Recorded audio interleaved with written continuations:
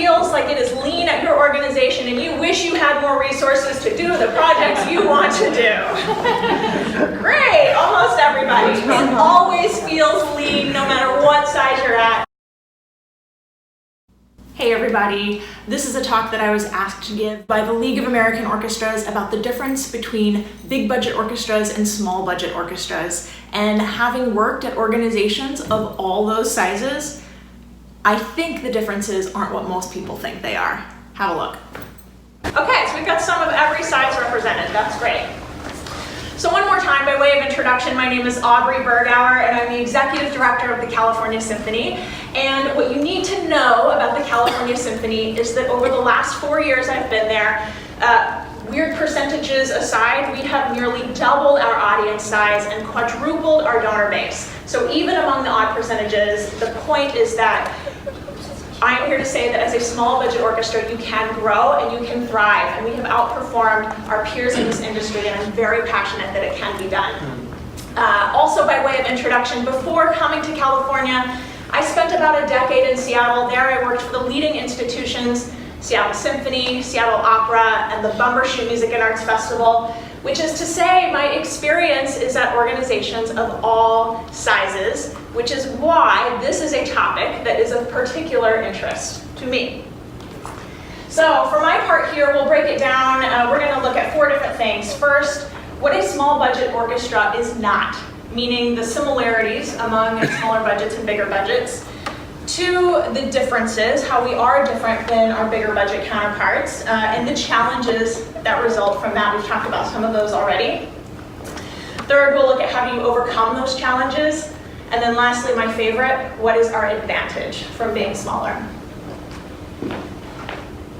So the first way we are similar to our other bigger budget counterparts is that it is not about the budget. So the process of budget management has been the same for me no matter which institution I worked for. I have always looked at budgets as you're looking at historical data when you're making projections, you're looking at the trends, and then you're forecasting what can happen on both the expense side and the revenue side based on what those trends and historical information are telling you within the context of the season ahead that you're looking at. Same process no matter where I've been. Scott talked about just move the decimal point, right? So what is also not about the budget is that the process of budget management is the same. The GL lines on a profit and loss statement are basically the same at any orchestra. The revenue breakdown is basically the same. The orchestra facts report, I know you guys had that as your reading material for Essentials, and the orchestra facts report says on average, orchestras across the country have about 42% earned revenue through ticket sales, about 42% contributed revenue through donations, and the remaining about 16% is investment earnings from the endowment. That's pretty much true wherever you go. At the California Symphony, our earned revenue is a little smaller because the size of our hall is smaller. Even as we've added performances, that percentage kind of stays the same because adding performances increases expenses. But other than that, it's basically the same. It costs the same, as Scott mentioned, to perform Beethoven 7 here as it does there. Basically the same number of players, basically the same number of rehearsals. Okay, so all that is the same. All sizes always feel lean. Who here feels like it is lean at your organization and you wish you had more resources to do the projects you want to do? Great, almost everybody. It always feels lean no matter what size you're at. And I hear this a lot from my peers, my other executive director peers. They'll call me or I'll see them at conferences and they'll say, I wish I had the resources of, insert bigger budget. And it's just not like that. It's not like any of these bigger budget institutions are rolling in dough. Nate, are you rolling in dough? I mean, no. Yeah. Now the symphony apparently is, right? So it always feels lean. It is not about the budget. It is also not about lesser artistic quality. So Scott touched on this a lot, but for me personally, this was a big myth busted when I came to the Bay Area. I remember the California Symphony was bringing me in for a financial turnaround. I like Scott's phrase, dead on the table. That was basically true of the California Symphony 4 years ago as well. And I was interviewing with our music director, Donato Cabrera, and Donato and I have a lot in common in that we both came from bigger institutions. I had the time in Seattle. He, at the time, was resident conductor of San Francisco Symphony. We both went to great music schools, and I said to him, Donato, just level with me. What is the quality of the orchestra here? This matters to me.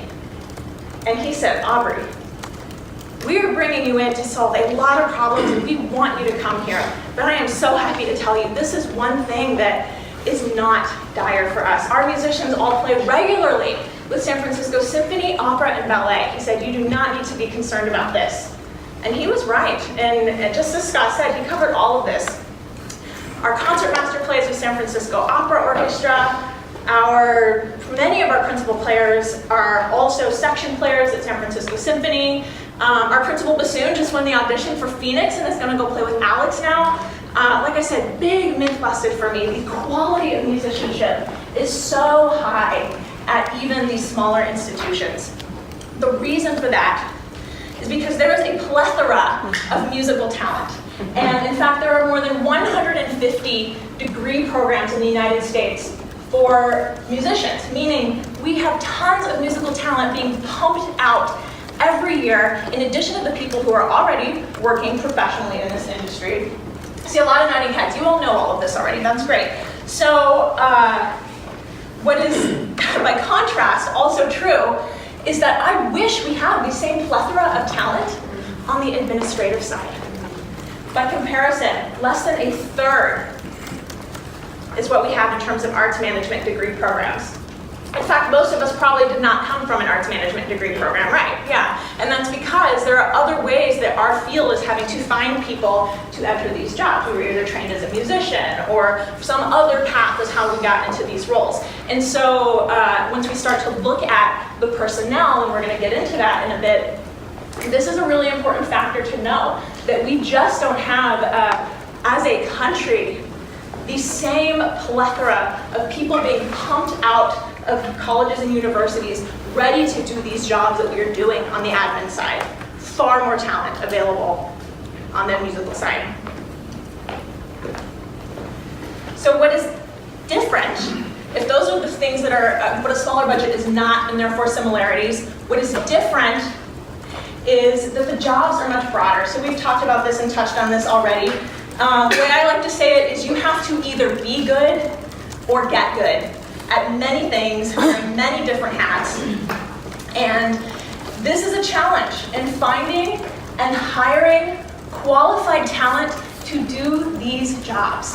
I think it is much more difficult to hire people at the California Symphony than when I was on interview loops at my previous jobs.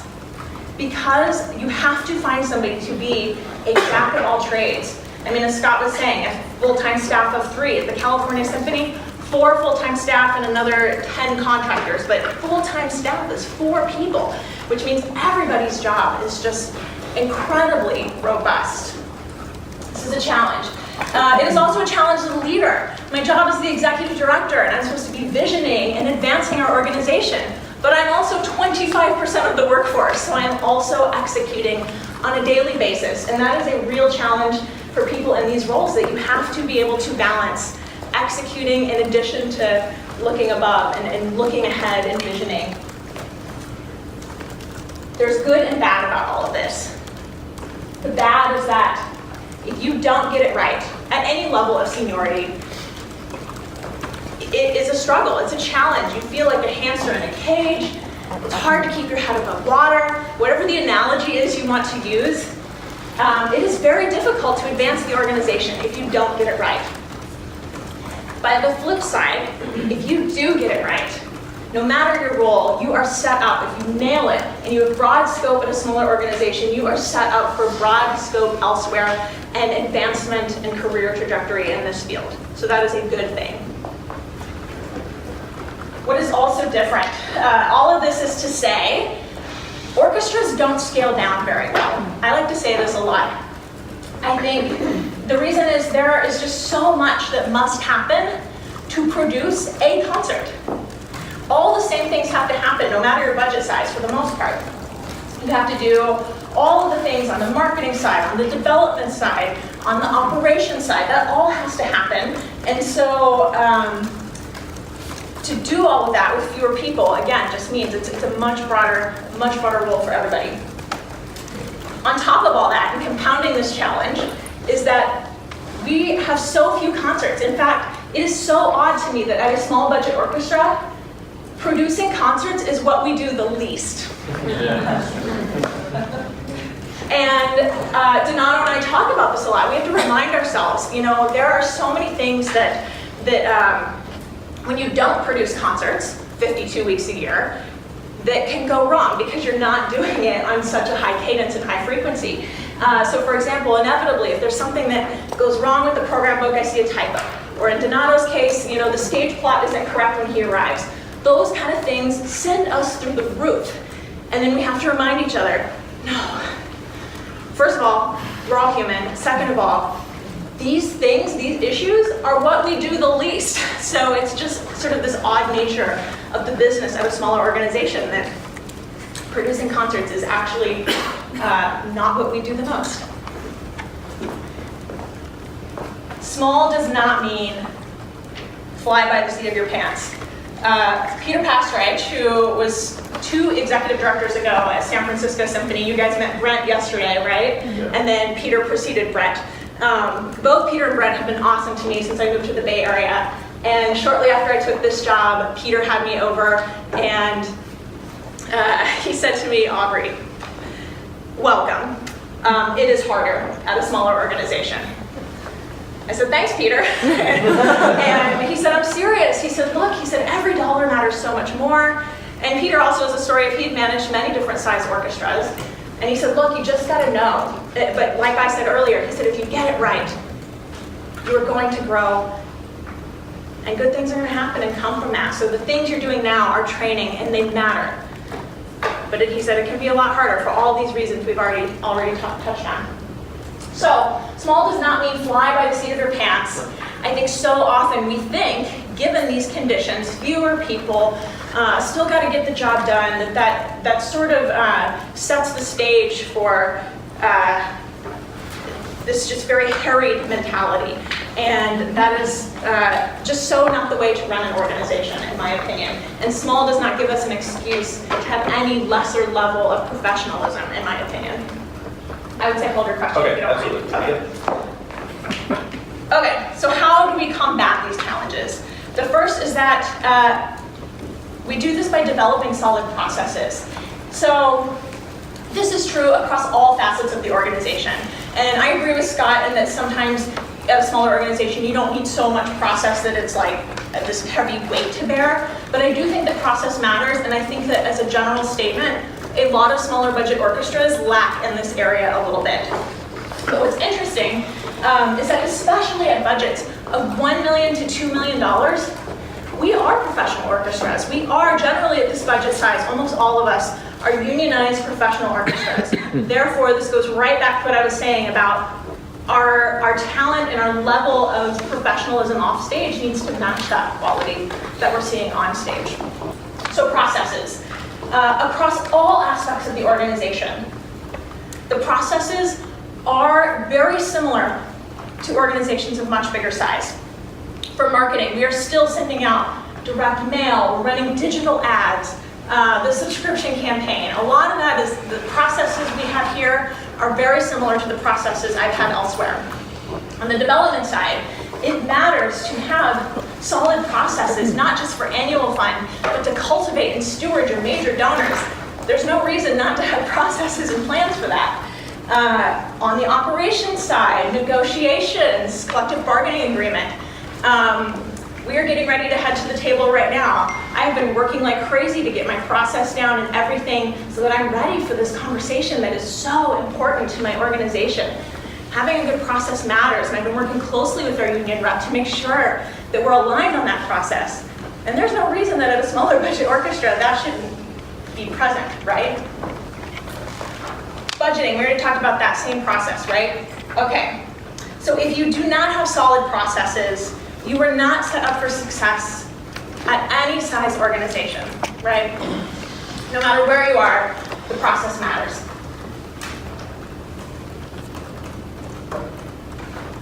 the next way, the second way to overcome the challenges of a smaller budget organization are to invest in talent development.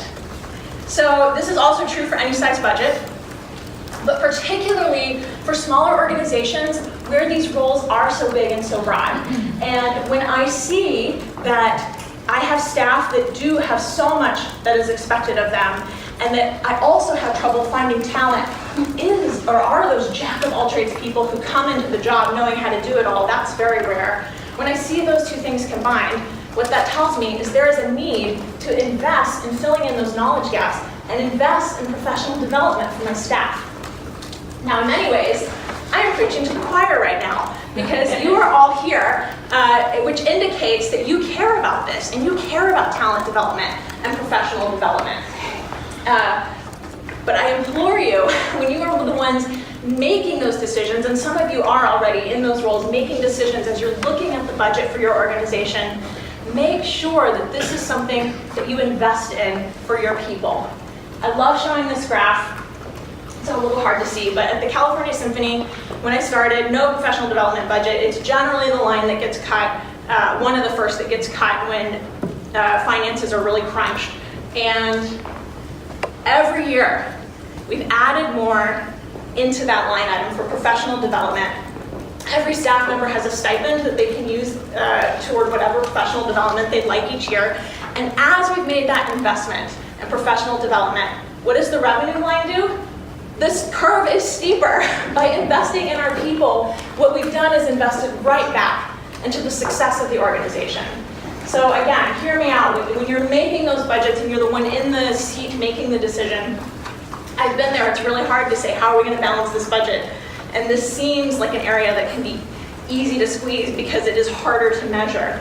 But the reality is, our field needs it. We've got to be investing in the people to do this work. And I think that that matters even more of smaller budget orchestra because this is backwards for most organizations. And at the smaller budget orchestras, and I definitely see this among my peers, it's always what gets squeezed. And similarly, the hiring line, the salary line, for us has looked very similar. As we've hired more people, attracted better people, that line has grown. We've invested in those people. Again, revenue grows. I mentioned audience development, donor base quadruple. All of that is because of the people doing this work. So again, smaller budget orchestras, I can't stress enough. We've got to invest in our people to do these broad jobs and these very important roles for a critical sector that is 90% of our field, right? I have a question for you to this. With professional development and also raises and things like that, or increase salary, do you have like a proportion or percentage that you figure against like a, cash reserve if you have a net year? I would say, well, we could talk about that a lot. Yes is the short answer. So I would say hold that, I'm happy to elaborate on it. But yes, I try to, again, talking about the process, I try to be really systemized about this and equitable and all of that. I think that matters too. Okay, let's see. The last way to overcome the challenges of a smaller budget organization is to make your challenges shared challenges. And the first way to do that is to enroll and engage the board. And this is now where I will wear my heart on my sleeve and tell you how I first failed at this and what I've learned and how you can learn hopefully too from my mistakes. When I first took this job, I mentioned total financial crisis. And part of the reason an organization gets into that kind of a state is by having a very weak board. So I came in, had great experience from my prior jobs, balanced the budget in year one. From years of deficits, balanced in year one. And it was head to the ground, and by the end of that time I was exhausted, but we did it. Really proud of that. And then I decided, okay, I did all of that completely in absence of the board. I was just sort of like, they're all like, keep it up, Aubrey, it looks good. And I'm like, great, okay. It just was very little interaction. And then I decide at the end of year one, okay, I'm exhausted. I guess I probably should figure out this whole managing up and engaging the board thing. So I go to a training session by BoardSource, and this was now 3 years ago. It was at the AXO conference, and Dave Sternberg was leading this session, and Dave is He's an awesome expert on great board governance and how do you do these things of engaging your board. And he's going through this talk and telling all these best practices. And also you need to know he's hilarious, but does not pull his punches. And at some point I asked, like, why does this really matter? And he says, let me guess, you're probably really good at your job. I said, yeah, I think so. You're probably getting really good results, right? I said, yeah, I think so. And he said, look, let me tell you, every year, those goals get higher, and that budget grows, and the needs that are demanded of you grow and get bigger all the time. He said, look, you cannot sustain that. He said, I'm not talking about burnout. There are so many people who keep doing these jobs well after they're burnt out. He said, I'm not talking about that. He said, at some point, you single-handedly will not be able to keep up with the growth that your organization demands of you. And what happens when that happens? Well, you start missing revenue goals or targets, and then what happens? Well, then the board needs a fall guy. And guess who's going to be the fall guy? Not one of their own. It's going to be you, Aubrey. And I said, in that moment, you guys, I lost it. In front of like this whole room of people, I just like had to excuse myself because all of a sudden I realized I can't do it by myself, and we've got to enroll and engage the board. So 3 years later, from that experience, I'm happy to report that I've doubled down on really investing in my board and getting them more engaged, recruiting more properly, vetting more properly. So now, some tangible examples of how we've been able to help with that or combat that is, for example, when I'm working with the board, I'm not showing them the whole profit and loss statement at one time. The treasurer, yes, and the finance committee, yes, they're looking very closely at those numbers, and they should. The whole board, no, I'm focusing their attention. What do we need to talk about today? Corporate, okay, who has an introduction or who has a contact you can introduce me to? Not who's tried Chevron, or when I was in Seattle, it was, hey, Amazon? It's like, no. Who can you introduce me to? We're just looking at that line, really focusing their attention on what needs to be talked about. Or on individual giving. We've now gotten to the place where every board member has their own portfolio of 4, 5, 6 donors that they work in partnership with me to make the moves management plan. I was talking about plans for major donors, cultivation and stewardship tactics. And now combine that across our whole board, that's at least our top, 50 of our top donors that have a plan made specifically for them that's being executed by the board. That's 50 donors I used to personally be responsible for that now I have help with. So those are ways where hopefully it's helpful to hear enrolling and engaging the board absolutely matters. Similarly with staff, enroll and engage staff. I love Scott's comment of when you speak, sometimes it's a staff meeting. That is true. I think also I feel that at a smaller budget orchestra, I can be more open with my staff than maybe if I was I say things to them that I wouldn't necessarily say in a room of 20 or 30 people, right? So it's a little easier, I think, to be transparent and to have that communication. And I think also it's important because so many of us, we have parts of our jobs that we don't like, or parts of the job that are required, but are that thing that's just like the busy work, or the, whatever the thing is that doesn't really fulfill us. Every job has that type of component. But when you're communicating why this matters, I think with Simon Sinek's know your why whenever you're reading or TED Talk thing. Okay, so it goes back to that. Like, if you know why you're doing this work, it has meaning, even the parts of our jobs that aren't the most glamorous. So I think enrolling and engaging staff, of course, is critical at any budget size, but definitely the smaller budget. And then enrolling and engaging others. Community leaders, civic leaders. For us, to give an example to this, we have a really challenging relationship with our venue. This is a city-owned venue, and there, I see some nodding heads. All right, I found my people. Okay. There are some things where, in working with the venue, there are some things where the general manager of the venue and me we're just at a standstill. We just don't see eye to eye on some things. And in terms of enrolling and engaging others, our last gala, we had 2 city council members buy tickets. And I said to one of my board members who understands these issues, really gets it, I said, Peter, I'm sitting you next to Cindy, the city councilwoman. I said, your job is to get to know Cindy. You're gonna ask her if she'll have a meeting with us about some of these issues, if we can share some of this with her. That's your job for this gala. So now this is enrolling and engaging the board and enrolling and engaging civic leaders. He comes back after the gala, he says, Aubrey, all right, here's what I learned about Cindy. Cindy played an instrument growing up. Cindy gets it. Cindy comes to the California Symphony whenever she can. Cindy wants to talk to us because she loves what we are doing and wants us to be here in this community. I didn't do any of that. Enrolling and engaging others is so, so important. And then lastly, my favorite part, the advantage of being a smaller budget orchestra. We can be fast and agile in a way that our bigger budget counterparts cannot.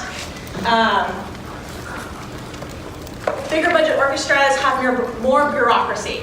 And I don't mean that in a negative way, and I know that word can sometimes have a negative connotation, but bigger organizations, they have more people, they have more layers, they do have more process because they have to, and that just slows things down. That is true. We don't have that at a smaller budget organization. I always like to say, go slow when you can so that you can go fast when you must. This is very Jim Collins. I didn't make this up. Tell me yesterday Brent Ossing talked about Jim Collins. I feel like that's like his always talks about Jim. Okay. So that's straight from one of his books. I think that's built to last. Go slow when you can so you can go fast when you must. And I really live by that. And I think it is so important if we're talking about getting the right people and training them and then having processes that matter. If you're doing all of those things, you can get your head above water a little bit. And in doing that, it has freed us up to be able to take on projects or things that come up quickly that we need to act on quickly if we're going to do it. So for example, when Teresa first started, it was spring of 2017. I think it was like your first week or second week. It was when the NEA was first under threat of elimination from the national budget. And we decided, okay, we've got the subscription campaign going on, all these other things. She's new, we're ramping her up. But we decided, okay, I think we have enough of a breath that we need to take an active role as an organization in this. And we said, okay, we're gonna make a blog post, we're gonna link people to the League's forums so they can contact the legislators. We are gonna make some graphics that people can share on social media. And we did all that. We took a couple days and sort of pushed pause on a lot of other things that were going on, got this all out there, and then I was able to email this all out, this toolkit out to all of the other arts organizations in the San Francisco East Bay area, saying California Symphony is a leader in this area. It got shared online, our stuff started going viral. All of that had nothing to do with our day-to-day. It was a project that we wanted to take on because we wanted to raise our voice, to be part of a national conversation. It was, in the moment, something we quickly wanted to act on, and we could because we had the slightest breath from being caught up on everything else, right? Another example is a year before that, in 2016, Facebook Live had just debuted as a platform for streaming. And to my knowledge, San Francisco Symphony was the first professional unionized orchestra to stream a concert or part of a concert on Facebook Live. And that was at the very end of their season, so May, June of 2016. We decided that summer, we want to do this for our opening night concert. We live in the Bay Area, everybody's techie there basically, Facebook is practically our neighbor, we want to be in this space. So we took I gave us 6 weeks I think to make the decision, budget it out, get the union approval, we had to sign the IMA, a totally separate union agreement. What else? Market it, get the technology in order, we wanted better audio than just pointing with our phone, all these things that were necessary to be on that platform. And we did it, and the only reason we were able to do it is because everything else for that opening night concert was in good order, and our operations director who did the bulk of that work was on top of everything, and she could say, yeah, Aubrey, I think we can do this, I think I can help. 2 weeks after our opening night concert, the New York Philharmonic announced they were going to stream their opening night concert on Facebook Live. And to my knowledge, that was it. The first 3 orchestras using that platform in our country, San Francisco Symphony, New York Philharmonic, and little old California Symphony. And the only way we were able to do that is because we could be fast and agile and get it done. So go slow when you can, fast when you must. Lastly, plan ahead at any size organization. I'm a huge planner. Teresa will tell you I'm probably crazy planner lady, but if you've tracking with me, you probably get that about me by now.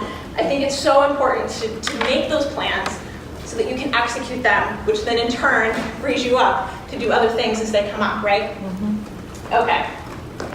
So just to wrap up everything Scott and I have talked about, small and regional orchestras are a significant part of the American classical music landscape.